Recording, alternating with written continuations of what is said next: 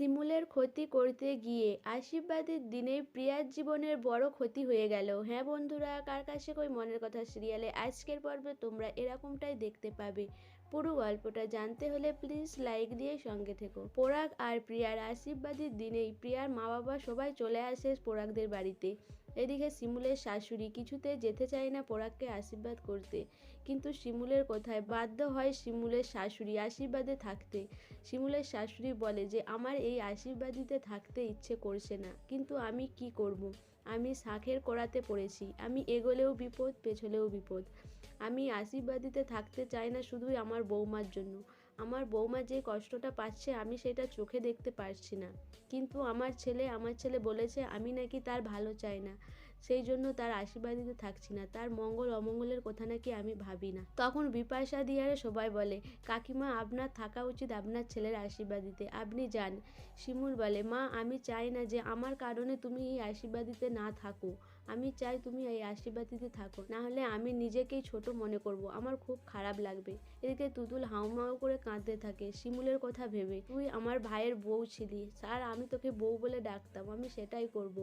শিমুল বলে পুতুলদি তুমি অমন করে কেঁদো না, তোমার ভাইয়ের আশীর্বাদের দিন আজকে, তুমি যাও সেখানে। কিন্তু পুতুল সেখানে যেতে চায় না। শিমুল বলে পুতুলদি আমি তোমাকে খুব ভালোবাসি, তাই আমি চাই তুমি এখানে গিয়ে আনন্দ করো, আর তোমাদের জন্যই আমি এখানে রয়ে গেছি, কিন্তু তোমরা যদি এই আশীর্বাদীতে না যাও তাহলে আমার খুব খারাপ লাগবে। এরপরে শিমুলের শাশুড়ি তুতুল ওই আশীর্বাদীতে যায়। এদিকে প্রিয়ার মা বাবা শিমুলের শাশুড়িকে দেখে বলে যে আপনি কোথায় ছিলেন, আশীর্বাদ তো শুরু করতেই পারছি না, আপনি না থাকলে কি করে আশীর্বাদটা আমরা শুরু করি।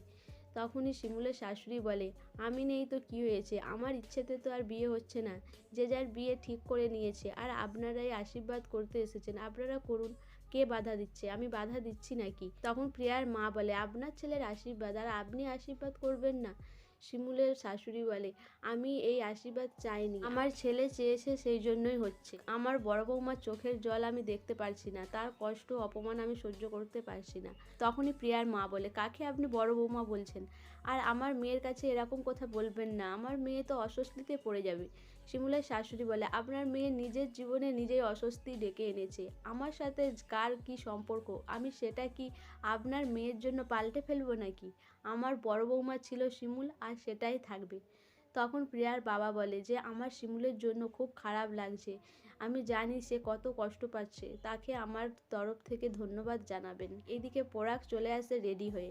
প্রিয়া পরাগকে দেখে বলে যে খুব সুন্দর লাগছে তোমায়। এটা শুনেই তুতুল বলে আদিক্ষিতা যেন একদম উপজে পড়ছে। তখনই প্রিয়ার মা শিমুলের শাশুড়িকে বলে কি মানুষ করেছেন মেয়েকে, কোনো শিক্ষা দীক্ষা দেননি, কোথায় কি বলতে হয় কিছুই জানে না। তখন শিমুলের শাশুড়ি রেগে গিয়ে বলে আমার মেয়েকে যথেষ্ট শিক্ষা দিয়েছি, আপনার মেয়েকে আপনি শিক্ষা দিন, আমার মেয়ে শিক্ষা নিয়ে বড় বড় কথা বলবেন না। এরপরে পলাশ বলে এবার আমি দিদিকে সত্যি সত্যি হোমে দিয়ে আসবো, এই বাড়িতে থাকলে আমাদের কাকেও ভালো থাকতে দেবে না। প্রতীক্ষা তো অফিস চলে যায়, কিন্তু প্রিয়া সবসময় বাড়িতে থাকবে, আর দিদি তাকে উত্ত্যক্ত করবে, সবসময় অশান্তি করবে, আমি একে হোমে দিয়ে আসবো। তখনই শিমুলের শাশুড়ি বলে এই তুই কি বলছিস, আমার মেয়ে কোথা থাকবে আমি ঠিক করব, একদম বড় বড় কথা বলবি না। এরপরেই পরাগকে আশীর্বাদ করে প্রিয়ার মা বাবা।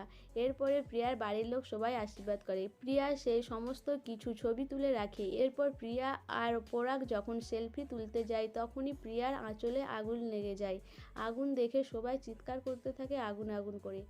সো বন্ধুরা, এবার কি শিমুল প্রিয়াকে বাঁচাবে, আর বাঁচানোর পরেই কি প্রিয়ার চোখ খুলবে, সে কি বুঝতে পারবে তার নিজের ভুলটা। তোমাদের কি মনে হয় অবশ্যই আমাকে কমেন্ট করে জানাবে, আর আমার ভিডিওটা ভালো লাগলে প্লিজ সাবস্ক্রাইব করে দিও, আর লাইক কমেন্ট শেয়ার করো।